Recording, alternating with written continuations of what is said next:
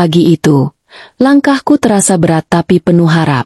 Kupeluk erat ransel kecil yang berisi satu setel baju ganti, sepasang sandal cadangan, dan foto lama berbingkai kayu kusam, satu-satunya peninggalan dari almarhumah nenek Inem yang selama ini merawatku. Aku berdiri di depan gerbang besar berwarna hitam doff, lengkap dengan ornamen besi berukir seperti rumah-rumah di sinetron. Aku sempat ragu mengetuk, tapi suara klakson dari dalam membuatku tersadar. Aku memang diundang kerja, bukan mengemis. Seorang pria tua berseragam penjaga membuka pintu pagar. Tatapannya dingin, seperti meniliku dari ujung rambut sampai telapak kaki. "Kamu pembantu baru?" tanyanya singkat. Aku mengangguk pelan. "Iya, Pak. Nama saya Rani." Tanpa basa-basi, ia membuka pagar lebih lebar. "Masuk. Ibu sudah nunggu dari tadi." Langkahku menapaki halaman rumah itu pelan-pelan. Lantai carportnya terbuat dari batu alam yang tersusun rapi. Mobil-mobil mewah berjajar di bawah kanopi, mengilap seperti belum pernah dipakai. Rumah itu 3 lantai, serba putih dengan aksen coklat kayu. Jendelanya besar, tirainya menjuntai elegan, dan semua tampak terlalu megah untuk seorang sepertiku.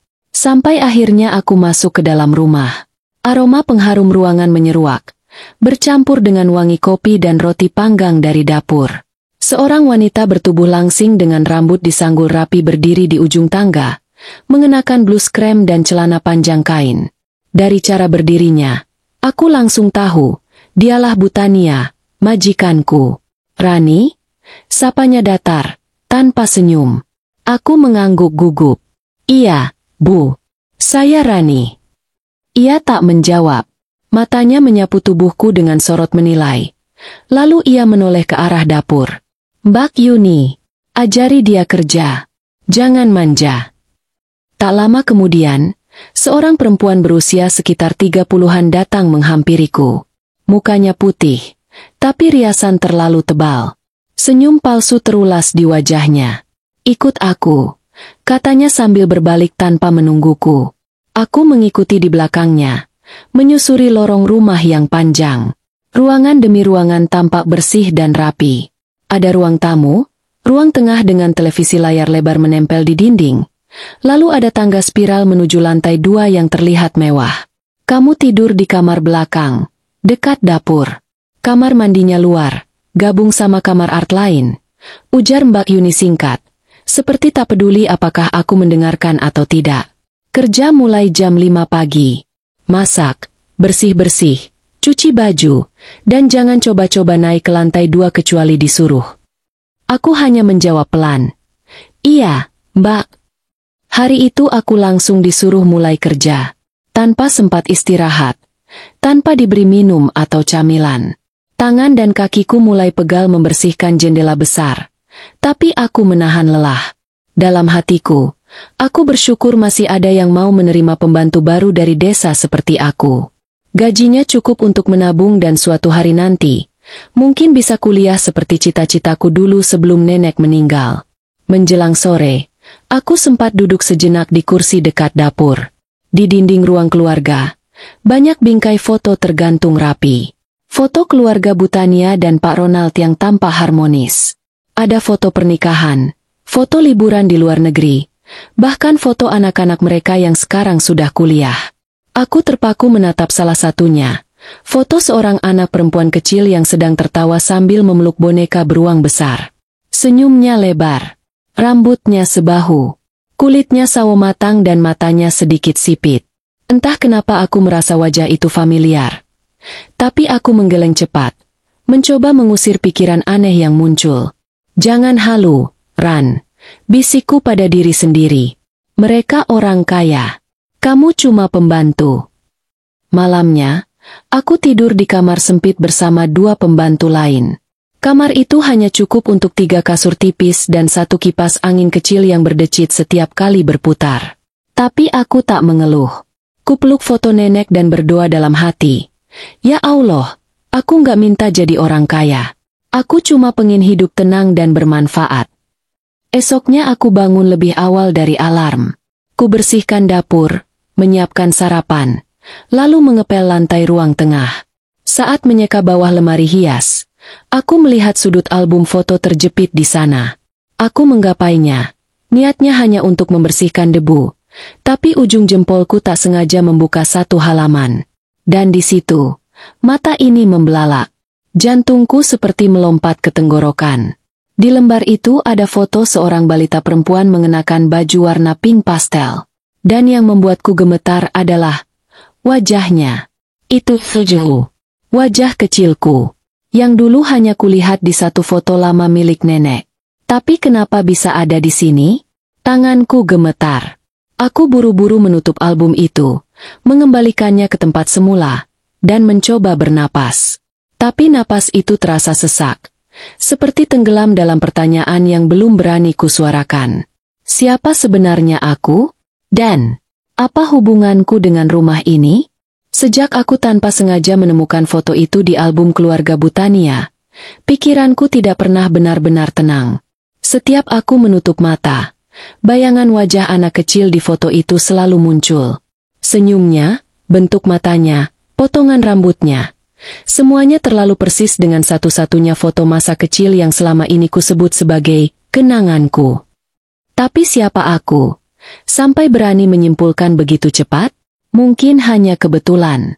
Mungkin anak di foto itu cuma mirip. Tapi hati kecilku terus menolak kata kebetulan. Ada sesuatu yang terasa tidak biasa, dan entah kenapa, aku merasa dipanggil untuk mencari tahu lebih jauh. Pagi hari setelahnya, aku menyibukkan diri lebih dari biasanya. Kupaksa tubuhku tetap bergerak agar pikiran tidak terbang ke tempat lain. Tapi tetap saja, setiap melewati ruang keluarga, mataku selalu mencuri pandang ke arah rak tempat album itu berada. Sampai suatu siang, ketika Butania dan Pak Ronald pergi keluar kota dan rumah dalam keadaan lebih tenang dari biasanya, Mbak Yuni menyuruhku membersihkan kamar paling belakang yang katanya sudah lama tidak dibuka. Kamar itu bekas gudang. Dulu sempat dipakai buat tamu, tapi sekarang gak dipakai lagi. Bersihin aja debunya. Jangan sentuh barang-barang yang ditutup kain putih. Ya, ucapnya sambil menyerahkan kain pel. Aku mengangguk dan segera menuju kamar itu. Letaknya di lorong paling ujung, dekat dapur, tapi pintunya jarang dibuka. Aku sempat mengira itu gudang kosong biasa, tapi ketika ku sentuh gagangnya dan pintunya terbuka perlahan, ada rasa aneh yang langsung menyergap dada. Seperti hawa dingin yang menyusup ke tulang belakang. Kamar itu tidak gelap, tapi terasa kosong. Jendela tertutup rapat, gorden berdebu, dan aroma kayu tua menguar dari lemari yang berdiri diam di pojok. Di atas ranjang kayu, ada kain putih menutupi sesuatu. Di dinding, beberapa paku bekas gantungan foto masih tertinggal. Lantai berdebu, tapi anehnya bersih dari sarang laba-laba. Seolah, kamar ini sebenarnya tidak benar-benar ditinggalkan. Aku pelan-pelan membersihkan permukaan meja kecil di samping ranjang. Di situ ada lampu tidur berbentuk kelinci, usang tapi lucu.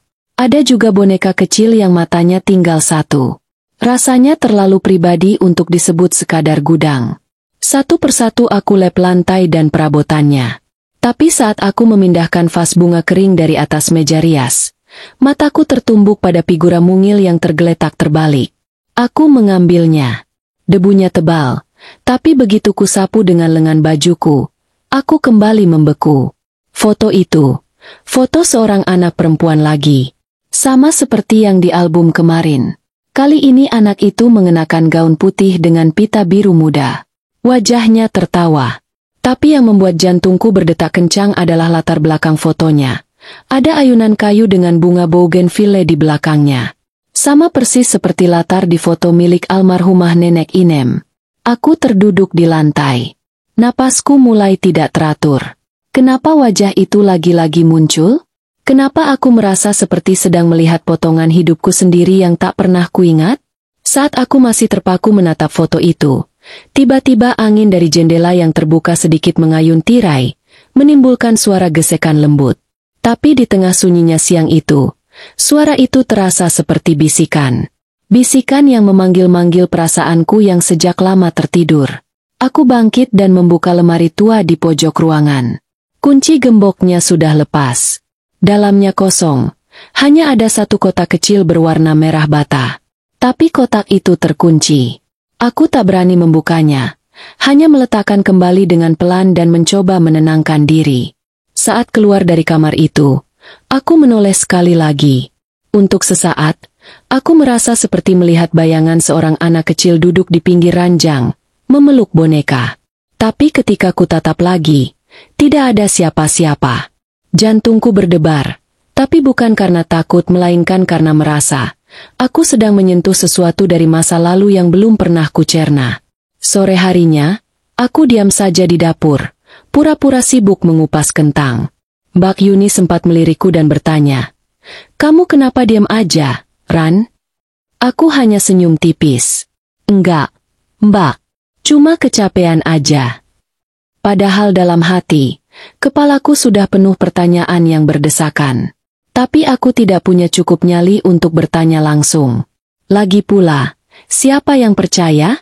Seorang pembantu baru datang dan mengaku mengenali wajah anak kecil di rumah majikannya. Yang ada aku dikira kurang waras. Malamnya, aku kembali membuka ransel kecilku.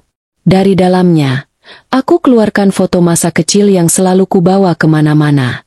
Aku tempelkan ke dada, seperti memeluk sebuah kebenaran yang belum punya nama. Aku menatap langit-langit kamar. Kipas angin masih berdecit pelan. Lalu kupejamkan mata dan berdoa dalam hati. Ya Allah, kalau memang ada yang harus aku tahu, tunjukkan dengan cara yang lembut. Aku nggak mau salah langkah, tapi hatiku sudah terlalu penuh dengan tanda tanya. Dan entah kenapa malam itu aku mimpi. Mimpi tentang taman bunga, seorang wanita bersuara lembut, dan suara anak kecil yang tertawa sambil berkata pelan, "Aku kangen, Bu." Aku terbangun dengan napas tercekat. Tapi sebelum aku bisa menenangkan diri, terdengar suara dari luar kamar. Suara langkah pelan, menuju arah ruang tengah. Padahal semua penghuni rumah sedang tidur. Pagi itu seperti biasanya. Aku bangun lebih awal dari alarm, menyiapkan dapur sebelum Mbak Yuni bangun, dan menyapu seluruh area ruang tamu hingga bersih. Tapi sejak malam tadi, hatiku masih diselimuti perasaan aneh. Bayangan mimpi tentang suara anak kecil yang tertawa itu masih menggema samar di telingaku. Setiap ruangan di rumah ini terasa berbeda sejak aku masuk ke kamar belakang kemarin. Bukan karena ada sesuatu yang mengerikan, tapi lebih karena ada sesuatu yang belum selesai. Sesuatu yang seolah memanggil-manggil dari balik dinding rumah megah ini. Dan aku merasa seperti sedang menapaki jejak yang dulunya pernah kutinggalkan. Ketika Bu Tania dan Pak Ronald masih belum kembali dari luar kota, suasana rumah lebih tenang.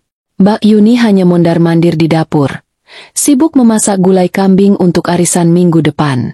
Asisten lainnya izin pulang kampung 2 hari. Aku sendiri yang bertugas membersihkan ruang tengah dan ruang keluarga hari ini. Langkahku pelan ketika memasuki ruang keluarga. Aku membawa kain lap dan semprotan pembersih.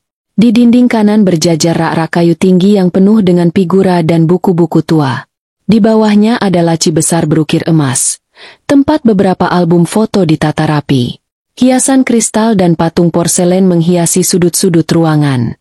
Saat aku membersihkan bagian bawah rak, kain pelku mengenai salah satu album, membuatnya jatuh ke lantai dengan bunyi lembut.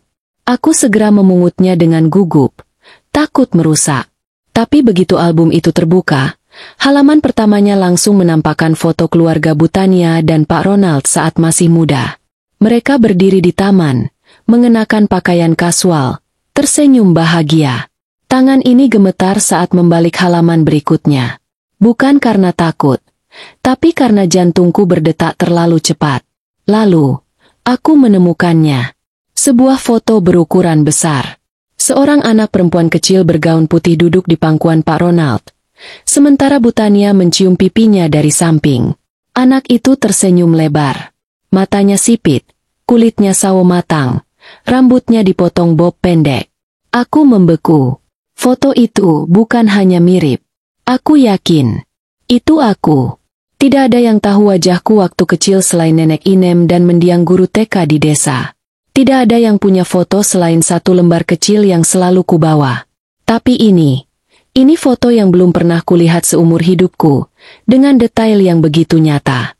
Tanganku naik perlahan, menyentuh wajah anak kecil dalam foto itu. Tanganku gemetar. Dalam detik itu, ruangan yang semula terasa damai mendadak berubah sunyi mencekam. Seakan-akan semua benda di ruangan ikut menatapku. Seolah-olah dinding rumah ini tahu aku telah menyentuh sebuah kebenaran yang seharusnya belum waktunya kubuka. Aku duduk di karpet, mencoba bernapas. Kupandangi lagi foto-foto di halaman-halaman berikutnya. Semuanya memperlihatkan keluarga Butania dalam berbagai momen. Ulang tahun, liburan, perayaan tahun baru.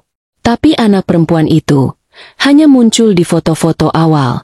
Setelah itu, tak ada lagi dirinya. Seakan ia menghilang dari potret hidup mereka.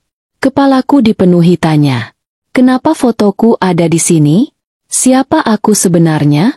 Kenapa wajah anak itu bisa sama persis denganku? Aku membuka ransel kecilku yang tergeletak di bawah tangga. Dari dalamnya, aku keluarkan foto tua yang sudah mulai pudar warnanya.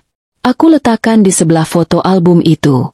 Keduanya saling mencerminkan satu sama lain. Bahkan letak tahi lalat kecil di atas bibir sebelah kanan anak itu sama persis denganku. Ini bukan lagi soal mirip. Ini nyata. Tanpa sadar, air mataku menetes. Aku tidak tahu kenapa aku menangis. Bukan karena takut, tapi karena rasa kehilangan yang tiba-tiba menyerbu dadaku. Kehilangan akan sesuatu yang mungkin pernah kumiliki, tapi terlupakan begitu saja. Kehilangan yang belum kukenali, tapi terasa menyakitkan. Tiba-tiba, suara langkah pelan terdengar dari arah dapur. Aku buru-buru mengusap air mata dan menutup album itu. Mbak Yuni muncul dengan tatapan curiga. Ngapain kamu diam-diam di sini? Nangis? Tanyanya tajam. Aku buru-buru berdiri. Enggak, Mbak. Tadi album fotonya jatuh. Saya kaget aja lihat foto-fotonya bagus banget. Ia mendengus. Hati-hati ya. Barang di sini mahal semua. Jangan asal sentuh. Iya, Mbak. Jawabku pelan. Saat Mbak Yuni pergi, aku masih berdiri mematung. Tanganku mengepal di sisi tubuh. Ada perasaan kuat dalam diriku. Ingin bertanya, ingin tahu, ingin menggali lebih jauh. Tapi di saat bersamaan, ada rasa takut. Takut jika kebenarannya justru akan menghancurkan semua yang selama ini kupercaya. Malamnya, aku tidur dengan gelisah. Foto itu terus berputar di kepalaku. Aku tidak bisa tidur nyenyak. Jantungku terasa berat, seperti memanggul beban yang tak terlihat. Dalam hati aku terus bertanya, ya Allah, kalau semua ini memang ada maksudnya, jangan biarkan aku melangkah sendiri. Aku takut, tapi aku juga butuh tahu. Dan malam itu, saat aku menutup mata, aku kembali bermimpi. Aku berdiri di tengah taman. Di depanku ada ayunan kayu tua yang bergoyang pelan. Bunga bougainville berguguran, dan suara seorang wanita memanggil dari kejauhan. Laras, pulang, nak. Aku terbangun dengan peluh membasahi pelipis. Nama itu, Laras. Dari mana aku tahu nama itu? Aku belum tahu apa arti semua ini. Tapi satu hal yang pasti, aku harus tahu lebih banyak. Walau hatiku masih penuh takut, aku tak bisa pura-pura tidak melihat apa yang sudah kulihat. Dan semua bermula dari satu foto. Sejak mimpi itu, pikiranku tak lagi sama. Nama, Laras, terus menggema, seperti gema yang tersangkut di sudut pikiranku. Anehnya, setiap aku mendengar nama itu, entah dari televisi, obrolan orang, atau tulisan di majalah lama yang berserakan di rumah ini, dadaku selalu terasa sesak. Seolah nama itu bukan sekadar nama, tapi bagian dari diriku. Aku mulai memperhatikan segala hal kecil di rumah ini. Gerak-gerik Butania, kebiasaan Pak Ronald yang lebih pendiam dibanding istrinya, serta kebiasaan-kebiasaan kecil yang sebelumnya tak pernah kuanggap penting. Aku juga memperhatikan lemari di ruang tengah, tempat album foto itu biasa disimpan. Beberapa hari ini aku sengaja tidak menyentuhnya, tapi sesekali aku intip dari jauh. Tak ada yang berubah. Album itu tetap di tempatnya, seolah tak ada yang sadar kalau pernah kubuka. Namun yang membuatku makin yakin ada sesuatu yang tersembunyi, adalah kenyataan bahwa anak perempuan dalam foto-foto itu tiba-tiba tak pernah muncul lagi setelah usia sekitar 5 atau 6 tahun. Padahal biasanya, keluarga kaya akan terus mendokumentasikan tumbuh kembang anak mereka. Tapi di rumah ini, seolah keberadaan anak itu berhenti begitu saja. Hari itu, saat Bu Tania sedang di ruang kerja dan Pak Ronald belum pulang, aku memberanikan diri bertanya pada Mbak Yuni, dengan nada basa-basi, tentu saja. Kami sedang melipat cucian di ruang jemur belakang. Mbak Yuni, anaknya Bu Tania ada berapa ya? Mbak Yuni melirikku cepat. Lalu kembali ke kaos yang sedang ia lipat. 2. Laki-laki semua. Yang satu kuliah di luar negeri. Satu lagi di Bandung. Oh, aku pura-pura berpikir. Kirain ada yang cewek. Soalnya aku lihat banyak boneka lucu sama baju-baju perempuan kecil di kamar belakang itu. Kali ini tangan Mbak Yuni terhenti. Ia menatapku. Lama, tajam. Jangan banyak nanya. Ran, kamar belakang itu emang pernah dipakai dulu. Tapi itu urusan lama. Kamu baru di sini. Mending jangan ikut campur soal masa lalu. Aku menunduk. Pura-pura merasa bersalah. Tapi dalam hati, aku justru makin yakin. Ada sesuatu di masa lalu keluarga ini yang sengaja dikubur. Dan entah kenapa, aku merasa diriku adalah bagian dari rahasia itu. Malam harinya, setelah semua tidur, aku duduk di dekat jendela kamarku. Kupeluk lutut sambil menatap langit malam. Bulan sabit menggantung malu-malu. Angin masuk dari celah kisi jendela. Suara jangkrik bersahut-sahutan. Tapi dalam kesunyian itu, hatiku justru ribut. Ada gejolak yang tak bisa kuabaikan. Aku membuka dompet lusuhku, mengambil foto kecil masa kecilku. Kusandingkan dengan gambar yang tersimpan di kepalaku. Wajah anak kecil dalam album, dalam figura kamar belakang, dalam mimpi-mimpiku. Semuanya satu. Satu wajah, satu senyum, satu tatapan. Tak tahan menahan gejolak hati. Esok harinya aku pergi ke kota dengan alasan beli sabun dan kebutuhan rumah tangga. Aku naik angkot. Membawa foto itu bersamaku. Tujuanku satu, tempat penitipan anak yang dulu pernah disebut Nenek Inem waktu aku kecil. Aku ingat samar-samar cerita beliau, bahwa dulu aku sempat dititipkan di sana karena nenek belum mampu langsung merawatku. Setelah tanya sana-sini, aku sampai di sebuah bangunan tua bercat kuning pucat. Plangnya hampir tumbang, tapi masih terbaca samar. PAUD Mawar Ceria. Aku masuk dengan degup jantung tak karuan. Seorang ibu tua duduk di belakang meja kayu, mengenakan kacamata tebal dan kerudung pudar. Ia tampak sibuk menulis di buku besar. Permisi, Bu. Suaraku pelan. Ia mendongak, tersenyum. Iya, Nak. Aku menyerahkan foto kecilku. Maaf, Ibu pernah lihat anak ini? Atau mungkin ingat, dulu pernah ada anak bernama Rani. Atau Laras. Wanita itu menyipitkan matanya. Lama ia menatap foto itu. Tangannya gemetar sedikit saat mengambil kacamatanya dan memakainya lebih erat. Anak ini, bisiknya. Aku kenal wajah ini. Tapi, dulu namanya bukan Rani. Kami panggil dia Laras. Dia anak kecil yang dulu dititipkan di sini. Usianya belum genap 5 tahun. Tapi suatu hari, pengasuh yang bawa dia nggak pernah balik lagi. Kami lapor polisi, tapi nggak ada yang datang jemput. Akhirnya dia diambil seorang wanita tua. Mungkin itu nenekmu. Aku menahan napas. Lututku lemas. Aku harus berpegangan ke meja agar tidak jatuh. Bu, Ibu yakin? Tanyaku lirih. Perempuan tua itu mengangguk perlahan. Aku nggak pernah lupa wajah anak itu. Dia manis. Suka nyanyi lagu anak-anak, tapi pemurung. Sering bilang kangen ayah ibunya, tapi nggak pernah bisa jawab siapa nama orang tuanya. Aku pulang ke rumah dalam keadaan limbung. Dunia terasa kabur. Angin kota tak lagi menyegarkan, malah menusuk tulang. Saat sampai di gerbang rumah Bu Tania, rasanya aku ingin menangis sekencang-kencangnya, tapi aku tahan. Aku masuk rumah seperti biasa.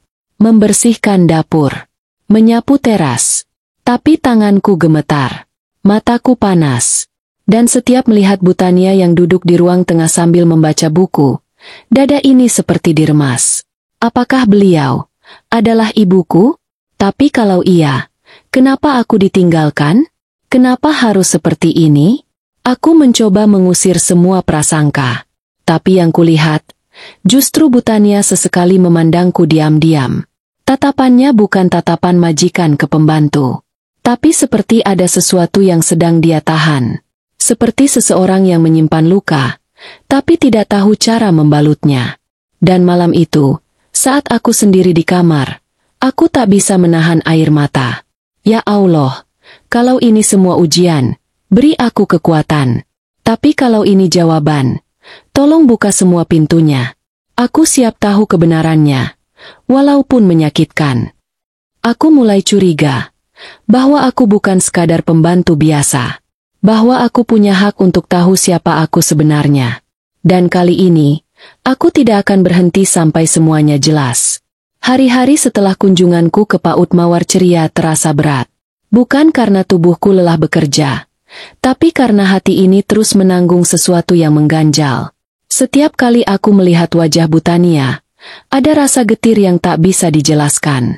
Aku tak bisa lagi memandangnya seperti dulu, sebagai majikan biasa. Karena setiap sorot matanya kini memancing pertanyaan yang lebih dalam. Benarkah beliau ibu kandungku? Tapi aku belum punya keberanian untuk bertanya.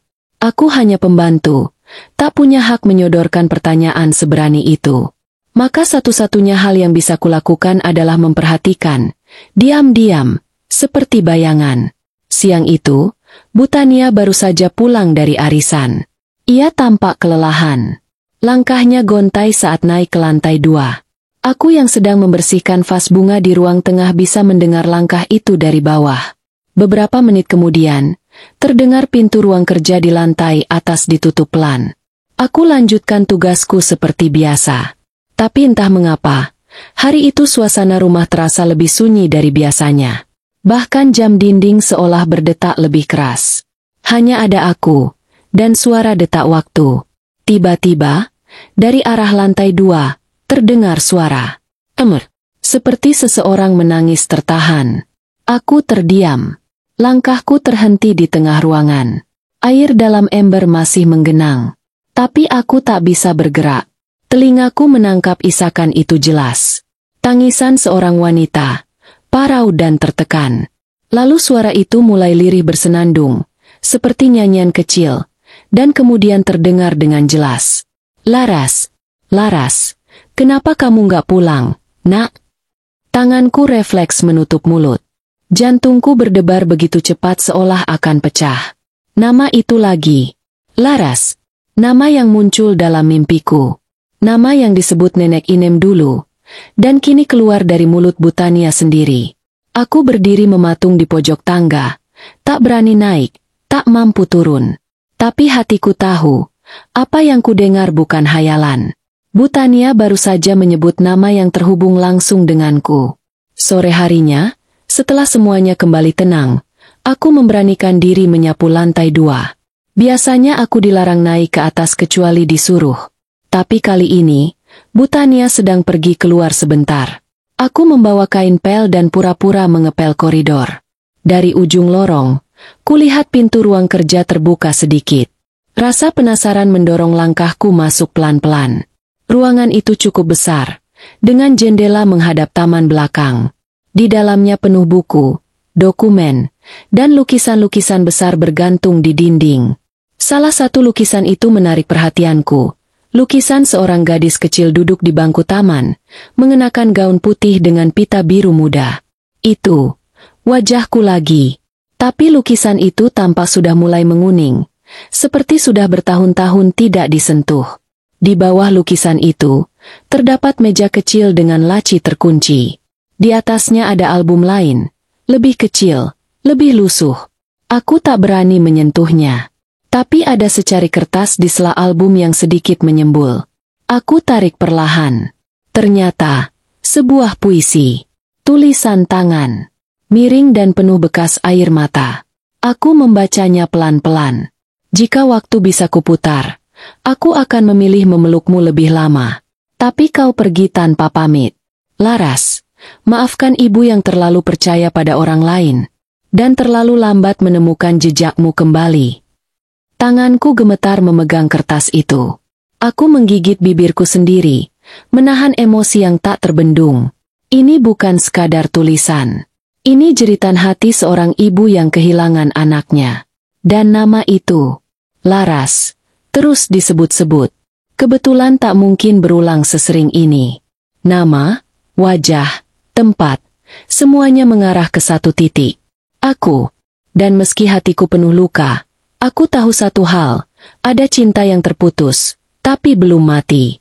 Tiba-tiba langkah kaki terdengar dari tangga. Aku cepat-cepat keluar dari ruang kerja, kembali pura-pura mengepel koridor. Saat Butania muncul dari tangga, aku menunduk dalam-dalam. "Oh, kamu lagi di sini?" tanyanya datar. "Iya, Bu.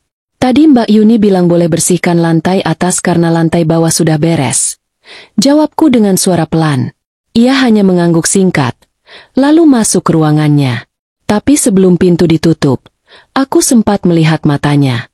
Ada kelelahan di sana, dan luka yang dalam. Luka yang ku tahu tidak berasal dari hari ini saja. Malamnya, aku duduk di tepi ranjang. Kupandangi langit malam dari jendela kecil kamarku. Bintang-bintang terlihat malu-malu, seolah ikut mendengar gejolak hatiku. Di tangan kananku, masih tergenggam puisi yang tadi tanpa sengaja kubawa. Aku membacanya ulang. Kali ini, dengan air mata yang jatuh tanpa bisa kutahan. Ya Allah, kalau benar aku anak yang selama ini mereka cari, kenapa aku harus bertemu mereka dalam posisi seperti ini? Jadi pembantu di rumah orang tua kandung sendiri? Ini takdir macam apa? Tapi aku tak bisa menyalahkan siapapun. Tidak juga Butania.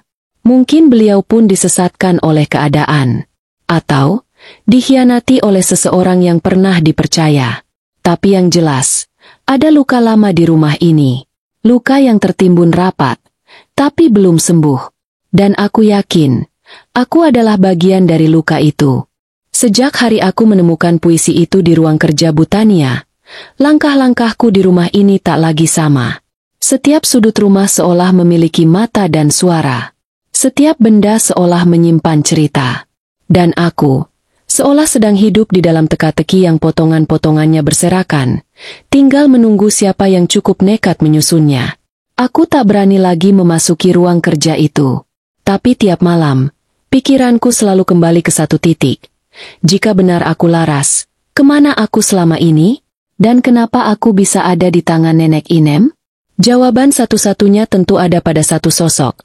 Nenek Inem, perempuan tua yang sudah meninggal 1 tahun lalu. Wanita sederhana yang membesarkanku sejak aku berumur 5 tahun. Tapi saat itu aku tak pernah bertanya apa-apa. Yang kupikirkan hanya satu hal, beliau menyayangiku. Dan itu cukup. Tapi sekarang, semua berubah. Aku butuh tahu dari mana aku berasal. Maka satu-satunya cara adalah kembali ke tempat masa kecilku. Tempat di mana aku tinggal bersama nenek di desa kecil di lereng gunung. Aku mengajukan izin kepada Mbak Yuni. "Mbak, boleh aku pulang sebentar ke kampung? Cuma 2 hari. Ada barang peninggalan almarhumah nenek yang ingin aku ambil," kataku saat kami sedang menyapu halaman belakang. Mbak Yuni menatapku dengan dahi berkerut. "Ya udah, asal jangan lama-lama. Nanti Butania marah." "Iya, Mbak. Aku janji 2 hari cukup." Besok paginya, aku berangkat dengan membawa satu tas kecil dan dompet berisi secuil harapan. Perjalanan ke desa cukup jauh. Perlu 3 kali ganti kendaraan umum dan berjalan kaki sepanjang jalan tanah yang menanjak. Tapi semua rasa lelah itu hilang saat aku berdiri di depan rumah papan tua tempatku dulu dibesarkan. Rumah itu sudah kosong. Seorang tetangga lama yang masih tinggal di sebelah menyapaku. "Rani? Waduh, udah lama kamu nggak kesini, Nak?" Aku hanya tersenyum, menahan air mata. "Iya, Bu. Saya cuma mau cari barang peninggalan almarhumah nenek. Ambil saja yang perlu. Rumah itu udah lama nggak ditempati. Tapi kami jaga kuncinya," katanya sambil menyerahkan kunci kecil dari saku celananya.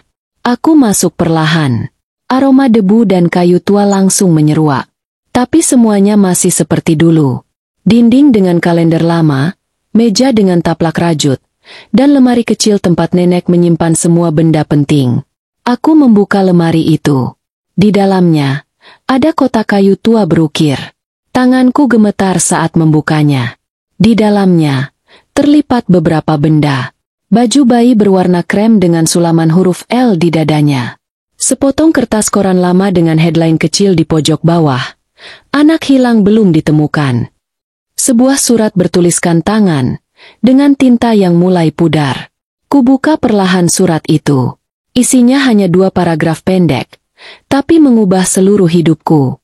Rani, maafkan nenek. Sebenarnya kamu bukan cucu kandungku. Kamu kutemukan saat bekerja di kota, ditinggal di tempat penitipan anak. Katanya pengasuhmu tak pernah kembali. Karena tak tega, nenek ambil kamu dan pelihara kamu seperti darah daging sendiri. Maaf, nenek tak pernah cerita ini waktu kamu kecil. Tapi kalau kamu baca ini sekarang, mungkin sudah waktunya kamu tahu. Tangisku pecah. Surat itu seperti palu yang menghantam seluruh dinding keyakinanku. Seketika aku sadar, semua ini nyata. Aku memang bukan cucu kandung nenek. Aku anak yang hilang. Aku, Laras. Tapi kenapa tidak ada yang mencariku? Kenapa tidak ada yang menjemputku dulu? Semua pertanyaan itu menggerogoti batinku sepanjang perjalanan pulang. Saat malam menjelang dan aku kembali ke rumah Butania, langkah kakiku goyah. Kini aku tahu, rumah ini bukan sekadar tempat aku bekerja. Rumah ini adalah potongan dari diriku yang dulu terlepas. Aku masuk diam-diam lewat pintu dapur, karena sudah hampir pukul 10 malam. Semua lampu sudah padam kecuali ruang kerja di lantai 2. Aku tahu siapa yang belum tidur. Butania. Aku berjalan pelan ke arah tangga. Tak berniat naik, hanya duduk di anak tangga pertama, memandangi cahaya remang yang menyelinap dari celah pintu ruangannya. Dan di sana, aku mendengar suara itu lagi. Isak tangis. Tapi kali ini, ada suara lain menyusul. Suara berbisik, lirih, seperti seseorang yang sedang berbicara pada potret lama. Laras, kamu di mana, nak?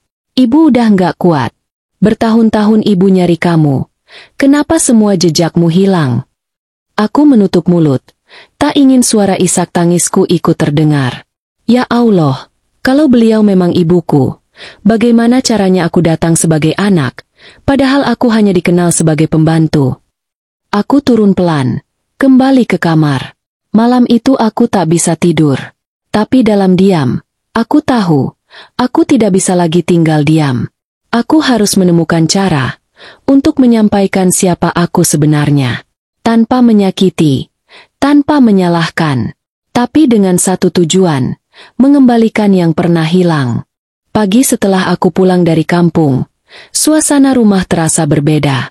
Bukan karena perubahan besar yang kasat mata, tapi lebih karena energi di udara, seperti ada sesuatu yang menggantung, tak terlihat tapi menekan. Mbak Yuni menatapku dari ujung mata saat aku lewat di dapur, seolah menyimpan sesuatu yang belum diucap. Aku berusaha tetap seperti biasa, membersihkan meja makan, menyapu ruang tamu, hingga mengepel koridor menuju kamar belakang. Tapi rasa itu tak mau hilang. Tatapan orang-orang di rumah ini, terutama dari Mbak Yuni, tak lagi biasa. Dan kecurigaanku terbukti. Menjelang siang, saat aku sedang mencuci piring, suara langkah kaki keras menghentak masuk ke dapur. Rani! Suara Butania nyaring memanggil dari ruang tengah. Aku refleks mengeringkan tangan dan segera keluar. Butania berdiri dengan wajah muram. Satu tangannya menggenggam kotak perhiasan terbuka. Ada yang hilang dari laci kamar saya. Cincin emas berlian.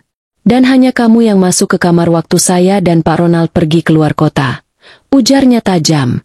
Aku terdiam. Napasku tercekat. Saya nggak pernah masuk kamar ibu, kecuali waktu bersih-bersih dan itu pun ditemani Mbak Yuni. Jawabku pelan, berusaha menahan gemetar. Mbak Yuni langsung menyahut dari belakang. Waktu ibu pergi, Rani sempat naik sendirian. Saya ingat, Bu, katanya mau ngepel lantai atas. Mataku membelalak menatapnya. Mbak, itu waktu ibu sudah pulang. Saya cuma bersih-bersih di koridor. Tapi ia hanya menyilangkan tangan di dada. Wajahnya dingin. Apa kamu menyangkal? Padahal waktu itu aku lihat kamu juga buka-buka laci di ruang kerja. Tuduhnya lagi. Aku merasa seperti ditampar. Bukan hanya karena tuduhannya, tapi karena aku memang sempat membuka ruang kerja. Walau tidak untuk mencuri. Aku mencari kebenaran, bukan barang. Bu Tania menatapku lama, seperti menembus pikiranku. Saya kecewa. Selama ini saya pikir kamu anak baik. Tapi ternyata, ucapnya sebelum berbalik menuju tangga. Aku ingin mengejar, ingin menjelaskan. Tapi suaraku tak keluar. Tenggorokanku kering. Semua pembantu di rumah itu memandangiku dengan campuran rasa curiga dan jijik. Seolah aku betul-betul seorang pencuri. Seolah semua yang telah kulakukan di rumah ini tak ada artinya lagi. Malamnya, aku duduk di ranjang sambil menatap jendela. Bulan terlihat setengah, cahayanya sayu. Dalam hati aku bertanya pada diri sendiri, kenapa sekarang? Kenapa saat aku baru saja menemukan arah? Saat aku baru yakin siapa aku sebenarnya? Apakah ini ujian? Atau justru peringatan? Tapi yang pasti, aku tidak bisa mundur sekarang. Aku tahu aku tidak bersalah. Dan aku tahu, seseorang dengan sengaja menjatuhkanku. Keesokan paginya, aku dilarang ikut ke dapur. Semua pekerjaan diserahkan ke pembantu lain. Aku hanya diminta berdiam di kamar. Tapi aku tidak bodoh. Aku tahu apa arti perlakuan ini. Pengucilan. Mereka hanya belum berani langsung mengusirku karena belum ada bukti nyata. Saat duduk di sudut kamar, aku memandangi kembali foto kecil masa kecilku. Ku keluar dari kamar dan pelan-pelan naik ke lantai 2. Rumah dalam keadaan sepi. Bu Tania dan Pak Ronald keluar sejak pagi. Aku menuju ke ruang kerja. Kali ini tanpa menyentuh apa-apa. Hanya berdiri di depan lukisan gadis kecil itu. Sambil menatapnya, aku berbicara pelan. Seperti bicara pada diriku sendiri. Kalau kamu memang aku, Laras, bantu aku kuat. Aku nggak tahu siapa yang menjebakku. Tapi aku juga nggak akan lari. Aku nggak akan jadi pengecut. Tiba-tiba, suara dari arah pintu mengejutkanku. Kamu masih sempat masuk ke sini setelah dituduh nyolong. Aku menoleh cepat. Ternyata Mbak Yuni. Aku nggak nyolong, Mbak. Jawabku tenang. Meski hatiku bergemuruh, ia melipat tangan di dada, menyeringai tipis. Tapi nggak ada yang bisa buktiin, kan? Kalau aku jadi kamu, mending cepat-cepat kabur sebelum makin malu. Aku menatapnya lama. Untuk pertama kalinya, aku tidak ingin diam. Kalau aku kabur, itu artinya aku benar salah. Tapi aku nggak salah. Dan kalau suatu saat nanti kebenaran datang, aku pengen kamu jadi orang pertama yang minta maaf. Dia tertawa sinis. Kebenaran? Di rumah ini? Kamu pikir siapa yang mau dengar suara pembantu kayak kamu? Aku hanya diam. Tak ada gunanya adu mulut. Tapi dari tatapannya, aku semakin yakin, dialah yang menjebakku. Malam harinya, aku berdoa. Sujudku lama. Aku tidak minta kemewahan. Aku hanya minta keadilan. Dengan suara lirih dan dada sesak, aku bisikan, ya Allah, hamba nggak punya siapa-siapa. Tapi kalau memang ini rumah hamba berasal, kalau benar darah ini ada hubungannya dengan mereka, tolong bersihkan nama hamba. Jangan biarkan aku hancur sebelum kebenaran muncul. Aku tak tahu apa yang akan terjadi besok. Tapi aku sudah siap. Karena kali ini, aku tidak hanya membela harga diri sebagai pembantu. Aku sedang memperjuangkan identitasku. Sebagai seorang anak yang selama ini hilang dari tempat seharusnya ia pulang. Malam itu aku tak bisa tidur. Tubuhku lelah, tapi pikiranku terus berjalan, memutar ulang setiap kejadian yang terjadi sejak aku kembali dari desa. Fitnah, tuduhan, tatapan sinis, dan keheningan yang menyesakan. Semuanya masih menggantung di udara. Tapi satu hal yang kupahami dengan sangat jelas adalah, aku tidak bisa terus diam. Kalau aku memang benar Laras, seperti semua tanda yang selama ini kubaca, maka aku harus memperjuangkan kebenaran itu. Tidak hanya untuk membersihkan namaku, tapi untuk memberi tempat pada diriku sendiri. Di rumah yang ternyata menyimpan sebagian besar jejak masa kecilku. Aku tahu satu hal, semua ini pasti ada yang melihat. Dan satu-satunya saksi paling jujur di rumah ini adalah benda yang tak pernah tidur, tak pernah berbohong, dan tidak bisa dibeli, kamera CCTV. Sudah lama aku memperhatikan bahwa hampir setiap sudut rumah dipasangi kamera kecil yang terpasang di langit-langit. Terutama di koridor lantai 2 dan di dekat ruang kerja Butania. Waktu aku dituduh masuk kamar majikan dan mencuri, aku langsung teringat. Aku membersihkan koridor saat itu. Aku bahkan tidak menyentuh laci perhiasan yang dimaksud. Dan aku sendirian. Tapi, kamera ada di sana. Pagi harinya aku bangun lebih awal, seperti biasa, meskipun tidak diberi tugas. Aku memakai seragam kerja seperti biasa, menata rambut, dan keluar kamar. Saat aku lewat dapur, beberapa pembantu yang lain menghentikan aktivitas mereka begitu melihatku. Aku tetap menunduk sopan. Lalu berjalan ke taman belakang. Aku tahu Pak Ronald biasa duduk di gazebo kecil setelah jogging pagi. Dan aku tahu, meskipun ia bukan orang yang cerewet seperti istrinya, tapi beliau punya sorot mata yang bisa membedakan mana yang tulus dan mana yang berpura-pura. Dan benar saja, beliau duduk di sana, memegang koran dan secangkir kopi. Aku berdiri beberapa meter darinya, menunggu sampai ia sadar akan kehadiranku. "Pak, maaf mengganggu. Boleh bicara sebentar?" Tanyaku hati-hati.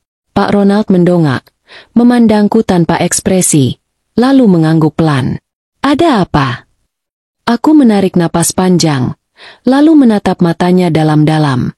"Saya tahu saya hanya pembantu, Pak, tapi saya dituduh melakukan sesuatu yang tidak pernah saya lakukan. Dan saya tahu, rumah ini punya CCTV.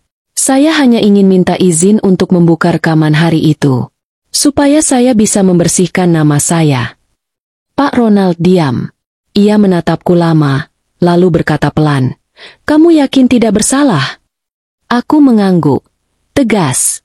"Saya berani bersumpah, Pak, demi nama baik saya. Dan, demi sesuatu yang lebih besar dari itu." Mungkin beliau menangkap getaran di suaraku. Mungkin juga beliau hanya ingin memastikan. Tapi ia mengangguk sekali, lalu meletakkan koran. "Tunggu di ruang kerja siang nanti.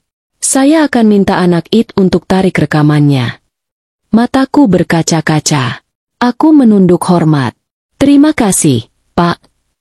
Setelah itu aku kembali ke kamar. Sepanjang pagi aku hanya duduk di pojok ranjang, memeluk lututku, memandangi secarik surat peninggalan nenek yang kusembunyikan di dalam dompet. Surat itu, yang mengungkap bahwa aku bukan cucu kandungnya, masih seperti bara yang membakar semangatku. Aku tak lagi ingin lari. Aku harus berdiri. Karena kebenaran harus diperjuangkan, bukan ditunggu. Siang pun tiba. Aku masuk ke ruang kerja dengan langkah pelan. Di sana sudah ada Pak Ronald bersama seorang pria muda berkacamata. Anak teknisi, mungkin. Di layar monitor, terlihat tampilan pembagian rekaman dari berbagai sudut rumah. "Jam berapa kamu bersih-bersih waktu itu?" tanya pria muda itu. "Sekitar jam 11 siang, Mas. Hari saat ibu dan bapak keluar kota." Jawabku. Ia membuka folder dengan tanggal tersebut, memutar rekaman dari koridor lantai 2. Dan di sana, terlihat jelas diriku sedang membawa ember dan kain pel, mengepel koridor luar. Tidak ada adegan aku membuka pintu kamar atau masuk ke dalam. Lalu, di menit berikutnya, terlihat sosok lain muncul dari tangga, Mbak Yuni. Ia melirik sekeliling, lalu masuk ke kamar Butania, dengan cepat, dan keluar 5 menit kemudian sambil menggenggam sesuatu yang dibungkus sapu tangan. Aku menahan napas. Tanganku mengepal. Pak Ronald tidak berkata apa-apa. Ia hanya menatap layar dengan rahang mengeras. Lalu menatapku, kemudian pria muda itu. "Ambil klip ini. Kirim ke ponsel saya. Jangan sebar kemana-mana dulu," ucapnya dingin. Si teknisi hanya mengangguk cepat. Sementara aku berdiri mematung, antara lega dan marah. Bukan hanya karena terbukti tak bersalah, Tapi karena orang yang menjebakku selama ini begitu pandai menyusun langkah. Tapi sekarang aku tahu, aku tidak sendiri. Ada bukti. Aku keluar dari ruang kerja, menunduk dalam, lalu mengunci diri di kamar. Dan untuk pertama kalinya sejak hari aku menginjak rumah ini, aku menangis bukan karena lemah, tapi karena bangga pada diriku sendiri. Ya Allah, terima kasih. Kau beri aku jalan di saat semua jalan terasa buntu. Aku tahu, belum tentu semua orang percaya. Tapi ini cukup. Karena aku sudah membuktikan bahwa aku bukan seperti yang mereka pikirkan. Aku bukan pencuri. Aku bukan pecundang. Aku bukan pembantu biasa. Dan mulai hari ini, aku akan siapkan langkah berikutnya. Karena kalau takdir memang sedang mengantarkanku pulang, aku harus menjemputnya. Bukan dengan rasa takut, tapi dengan kepala tegak. Pagi itu, udara terasa lebih tebal dari biasanya. Langit di atas rumah ini mendung, seolah menahan hujan yang belum sempat turun. Tapi bagiku, badai justru sedang bersiap meledak dari dalam rumah ini. Sejak kemarin, setelah rekaman CCTV ditarik dan bukti kebohongan Mbak Yuni ditemukan, suasana rumah menjadi sunyi. Tak ada konfrontasi.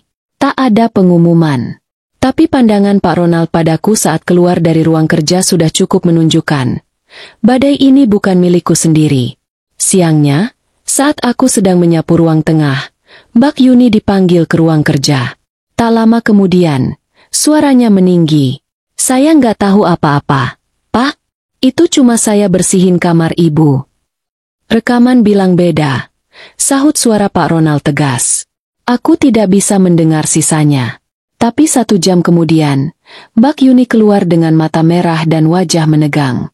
Ia berjalan cepat ke dapur, mengemasi barang-barangnya, lalu keluar lewat pintu belakang.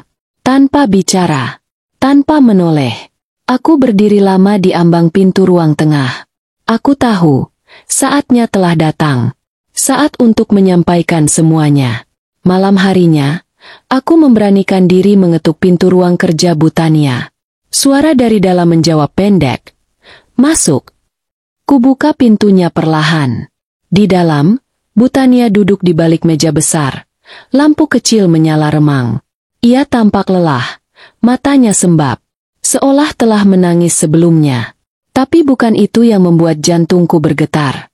Di meja depannya, terbuka album foto tua. Dan di halaman yang sedang ia tatap, aku melihat wajahku, wajah kecilku. Sama seperti yang dulu kulihat pertama kali saat album itu terjatuh. Ia menoleh pelan ke arahku. Ada apa? Aku menarik napas panjang, lalu menutup pintu perlahan. Tanganku dingin, tapi aku tak bisa menunda lagi. Saya ingin bicara, Bu, tentang sesuatu yang selama ini saya simpan. Bu Tania diam, tapi tidak menyuruhku keluar. Itu sudah cukup. Saya tahu saya hanya pembantu. Tapi setelah semua yang terjadi, saya merasa, saya harus menyampaikan ini. Apapun akibatnya, saya siap. Ia masih diam. Aku melangkah maju, mengambil foto kecil dari dalam dompetku, dan menaruhnya di atas meja. Foto masa kecilku yang selama ini kusimpan. Ini saya, Bu. Dan, ini, aku menunjuk ke arah halaman album di depannya. Juga saya. Aku lihat mata Bu Tania membesar. Ia menatap foto itu. Lalu mataku. Seolah otaknya berusaha menyangkal. Tapi hatinya tak bisa lagi berbohong. Saya bukan cucu kandung Nenek Inem, Bu. Saya ditinggalkan di PAUD Mawar Ceria saat kecil. Nenek hanya mengambil saya karena kasihan. Dia merawat saya sampai dewasa. Tapi sebelum meninggal, beliau meninggalkan surat, dan saya tahu, saya bukan siapa-siapa. Tapi entah kenapa, langkah saya mengarah ke rumah ini. Aku mulai bergetar. Tapi aku teruskan. Pertama kali saya melihat album foto di ruang keluarga, saya pikir itu hanya kebetulan. Tapi kemudian, saya temukan lagi foto yang sama di kamar belakang. Lalu saya dengar ibu menyebut nama. Laras.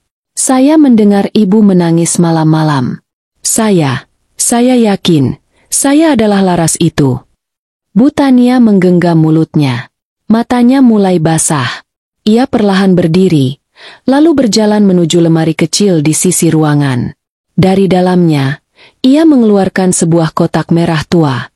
Ia membukanya pelan, seperti seseorang yang membuka kembali luka lama. Di dalam kotak itu, ada gaun bayi kecil berwarna krem, dan potongan surat kabar yang sudah menguning. Di pojoknya, terpampang berita kecil. Balita hilang di bawah pengasuh. Ia duduk kembali. Tangannya gemetar. Kamu tahu gaun ini? Aku mengangguk. Air mataku jatuh. Itu, sepotong kain yang sama seperti yang ada di kotak peninggalan nenek saya. Bu Tania menangis. Bukan tangis marah atau kecewa, tapi tangis hancur. Tangis rindu yang telah dikubur bertahun-tahun. Ia memeluk kain itu erat-erat, lalu memandangku dengan mata yang bengkak. Laras, ya Allah, Laras, kamu anak ibu. Tangisku pecah. Aku tak kuat menahan lagi. Kakiku lemas, tubuhku jatuh berlutut. Tanganku menutup wajah. Suaraku tercekat. Ibu. Bu Tania bangkit. Ia menghampiriku perlahan, lalu meraih pundakku, memelukku erat. Pelukan yang selama ini hanya bisa kubayangkan, kini nyata. Pelukan yang terasa asing tapi dalam waktu bersamaan, hangat seperti rumah. Aku cari kamu bertahun-tahun. Nak, ibu bodoh. Ibu terlalu percaya sama orang. Aku kira kamu diculik pengasuhmu keluar kota. Kami lapor polisi, tapi tidak ada jejak. Aku memeluknya makin erat. Tangis kami pecah bersamaan. Tak ada kata yang bisa menyamai pertemuan ini. Tak ada kalimat yang bisa menjelaskan luka yang tertambal dalam pelukan malam itu. Aku bukan pembantu di rumah ini, Bu. Aku juga bukan orang asing. Aku, anakmu yang hilang. Iya, Nak, kamu anak ibu. Anak ibu. Malam itu, semua luka, semua rahasia, semua duka yang tertahan bertahun-tahun, meledak dalam satu pelukan. Pelukan antara ibu dan anak yang dipisahkan oleh nasib, tapi disatukan kembali oleh takdir. Dan aku tahu, hidupku tak akan sama lagi. Setelah malam itu, hidupku tak lagi sama. Tapi anehnya, bukan karena mendadak jadi anak orang kaya. Bukan karena kini aku tahu siapa orang tuaku sebenarnya. Tapi lebih karena, untuk pertama kalinya dalam hidup, aku merasa utuh. Tidak lagi seperti potongan puzzle yang terselip di kotak yang salah. Tidak lagi seperti anak asing yang numpang hidup dalam rumah orang. Aku pulang. Bukan ke rumah, tapi ke takdirku. Bu Tania berubah. Tak ada lagi jarak di antara kami. Ia mendadak jadi hangat, penuh perhatian, dan pelan-pelan mulai mengenalku bukan sebagai pembantu, tapi sebagai Laras, anaknya. Tapi justru disitulah ujian sebenarnya dimulai. Pagi setelah pengakuan itu, aku tak langsung pindah kamar. Aku masih tidur di kamar pembantu, masih bangun jam 4 subuh, masih ikut menyapu dan mencuci piring. Bukan karena aku tak percaya perubahan itu, tapi karena aku tahu, penghormatan sejati tidak datang dari tempat tidur yang empuk, tapi dari cara kita menjaga harga diri. Bu Tania sempat memintaku pindah ke kamar tamu lantai 2. Ia bahkan menawari kamar yang dulu katanya milikku waktu kecil. Tapi aku menolak pelan. Bu, aku belum pantas kalau belum bisa berdiri dengan kaki sendiri. Ia terdiam. Tapi aku tahu, hatinya mengerti. Sore itu, Pak Ronald pulang lebih awal. Ia menghampiriku di teras belakang sambil membawa secangkir teh hangat. Wajahnya kalem, seperti biasa. Tapi sorot matanya kini jauh lebih teduh. Ayah minta maaf, katanya tiba-tiba. Aku menoleh cepat. Pak. Ia mengangguk. Ayahmu. Aku. Minta maaf. Karena membiarkan kamu tumbuh jauh dari kami. Karena dulu terlalu percaya sama orang lain. Dan karena terlambat menyadari bahwa kamu tak pernah benar-benar jauh. Air mataku menetes. Tapi aku tak ingin menangis lagi. Aku ingin menjawab dengan tenang. Aku udah dimaafkan sejak lama, Pak. Bahkan sebelum aku tahu siapa sebenarnya diriku. Hari-hari berikutnya terasa seperti menyusun kembali kehidupan yang pernah tercerai. Bu Tania sering mengajakku duduk di ruang keluarga. Kami membuka album-album lama, bercerita tentang masa lalu yang tak sempat kami bagi. Aku mendengarnya bercerita tentang bagaimana ia kehilangan aku, tentang betapa kerasnya ia mencari, dan tentang pengkhianatan pengasuh lamaku yang ternyata membawa kabur dan menelantarkanku. Aku ingat boneka ini, kataku suatu sore sambil memeluk boneka kelinci yang kusut di sudut rak. Bu Tania tersenyum, matanya berkaca. Kamu nggak bisa tidur kalau nggak peluk itu. Bahkan waktu kami pindah rumah, kamu minta boneka itu duduk di kursi mobil. Tawa kami pecah bersamaan. Tidak berlebihan, tidak dramatis, tapi tulus. Tawa antara dua orang yang akhirnya bisa menertawakan luka. Namun bukan berarti semua berjalan mudah. Butuh waktu bagi para pekerja rumah tangga lain untuk menerima bahwa aku bukan lagi Rani si pembantu, tapi Laras si anak majikan. Tapi aku tak marah. Aku bisa mengerti. Mereka tidak salah. Mereka hanya butuh waktu. Seperti aku juga butuh waktu menerima diriku sendiri. Dan aku memutuskan sesuatu. Aku tidak ingin tiba-tiba jadi anak orang kaya yang hidup di kamar mewah, disuapi fasilitas, lalu kehilangan jati diri. Aku ingin jadi anak yang kembali pulang dengan kepala tegak. Aku mau kerja dulu di luar, Bu, kataku suatu malam saat makan malam bersama. Bu Tania terkejut. Kerja? Di mana? Kamu nggak mau tinggal di rumah dulu? Aku tetap di rumah. Tapi biar aku cari kerja sendiri. Aku mau jadi pribadi yang bisa berdiri sendiri, bukan karena kasihan atau uang. Pak Ronald ikut bicara. Tapi kamu kan masih kuliah. Aku bisa sambil kerja, Pak. Aku pernah kerja bersih-bersih, cuci piring, jaga toko. Gaji kecil bukan masalah. Yang penting aku bisa mulai dari bawah, dengan keringat sendiri. Mereka saling pandang. Aku tahu mereka mungkin ingin menolak. Tapi akhirnya, Bu Tania tersenyum pelan dan mengangguk. Kamu memang anak kami. Hari demi hari berlalu. Aku tetap tinggal di rumah itu.